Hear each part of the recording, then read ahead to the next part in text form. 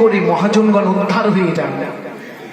কীর্তন আচার্য হরিদাসকর বলতেন, ওরে যদি কোনোদিন জপান্নি করতে ভুলে যাও, কোনোদিন যদি জপান্নি করতে ভুলে যাও, একটাই কীর্তনের বড় তাল যাকে বলি আমরা, বিলম্বিত তালের কীর্তন, বড় তাল, মহাজনী তাল, একটা মাধবকে শুনিয়ে দেবে, তোমার এই জপান্নি যেটা করনি ওই জায়গাটা ভরাট হয়ে যাবে।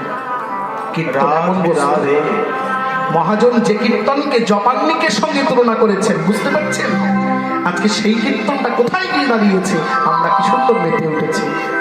যাই হোক, ও আর বলবো না, যে তার যেখানে ভালো লাগে সেটাই করে। হরি হরি বল। তাহলে সেই গৌরূপে নয়ন দিয়ে আজকে বৈষ্ণব কবি পদে কলম নিয়েছেন। একবার চেয়ে দেখো, সখী কলয়